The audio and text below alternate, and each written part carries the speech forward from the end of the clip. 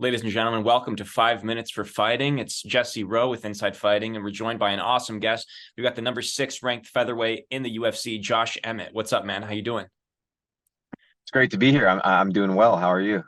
Doing great. Thanks for joining me. Obviously you're coming off of like an absolute war with Ilia Topuria. I think you turned a lot of heads with your toughness and your resiliency in that fight. Obviously, it didn't go your way, but it was still like just an awesome fight. And a lot of people were talking about that as an early contender for fight of the year.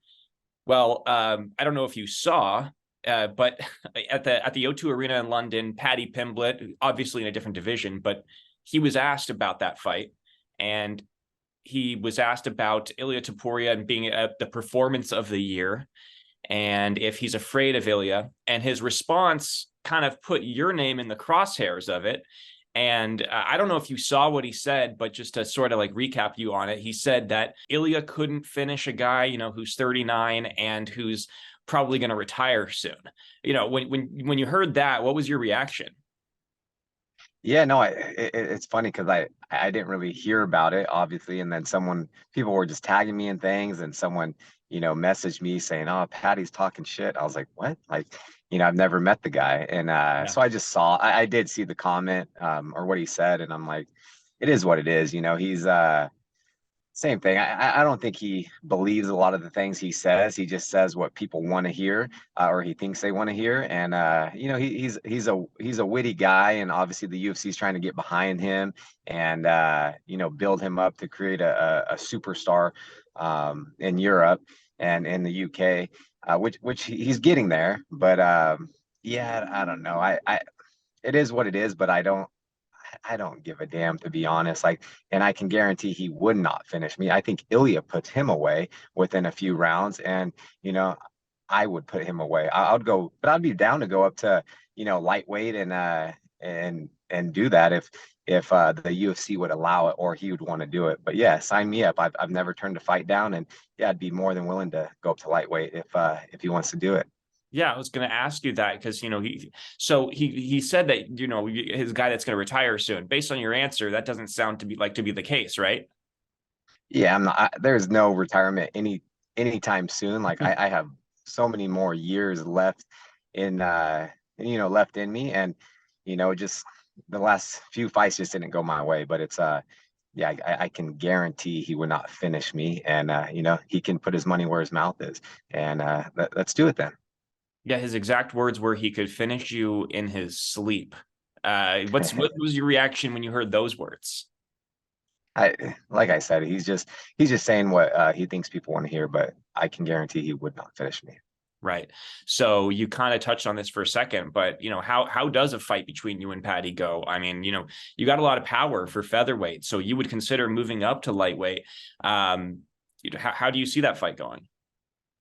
Yeah, but I have a lot of belief in myself, so I definitely see me winning. I think I could put him away.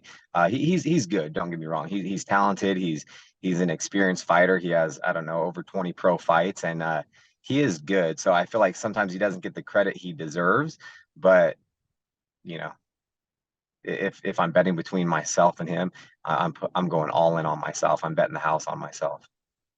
Right. I mean, I love that. And, he also mentioned that he would want to do an Ultimate Fighter season with Topuria, which would result in a fight. So you say that he would stand no chance in that fight. That's sort of what I took from you. How do you think that would go?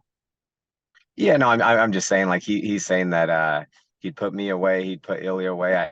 If I were betting on that as well, I would bet on Ilya. I think Ilya could put Patty away. You know what I mean? I don't see Patty winning, but that's the thing with this fight game. It's like it's so unpredictable. You never know what's going to happen. Like we just saw from Whitaker, he was prepared to go in there and have the fight of his career, Yeah. and then he just didn't go his way. And he's like, man, that was the worst performance he's ever had. Like that's exactly what he said. And I felt the same way too, with some things when I've fought. So it's sometimes you go in there feeling the best and then it just doesn't go your way. And, vice versa. It's an unpredictable sport, but I do love it. And, I'm willing to fight anybody. And I know I can beat so many, but I would go to 55s for this. I guess the natural next question would be, you faced Ilia, you faced Yair Rodriguez. You saw what Volk just did to Yair. There's just a sort of shift a little bit. How do you see that fight between Volk and Topuria going? I've been saying it for a while. It's hard for me to bet against the champion. Volkanovski is a champion for a reason, and I was saying he's the GOAT right now. He's beat some of the legends that were phenomenal champions and fighters and people. He beat Max, he beat Aldo. Yeah, so it's hard to go against him, and everyone saw how close that fight was against Islam and him when he went up to 55, Yeah. which people say there's a little controversy, and some people believe that he won, but on that night, Islam got the job done. I didn't watch the fight. But yeah, who knows? Ilya's he's a talented, young, hungry fighter as well. So it's something that I'm excited to watch if that goes down.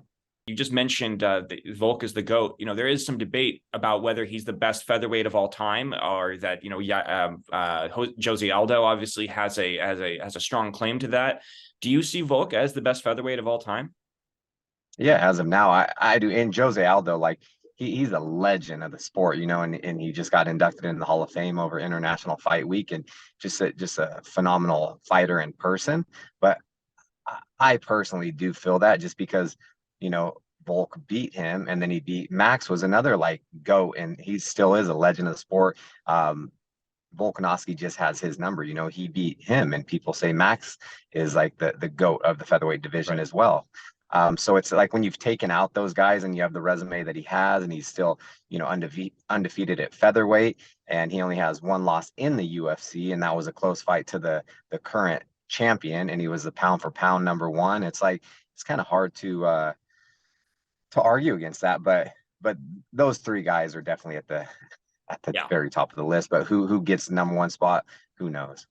Absolutely. Well, thank you so much for joining me, man. I guess I'll just end here. What's two questions? What's next for you? And as you leave, what's your message for Paddy? Yeah, I'm not sure what's next. I fought still a little less than 4 weeks ago. I'm just back to working out and regular life and stuff like that. But I would like to I just want to sit down and talk to my management, talk to, Hunter and the matchmakers, and kind of see what's next and what they're thinking.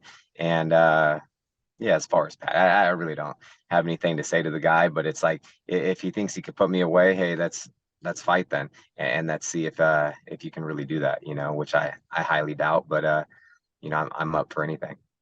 I love it. Well, hey, I really enjoy watching you fight, so I hope to see you in the octagon soon. And yeah, man, best of luck. Thank you so much for joining me. Cool. All right, Jesse, have a good one. All right, you're the man. Thanks, Josh. Appreciate it.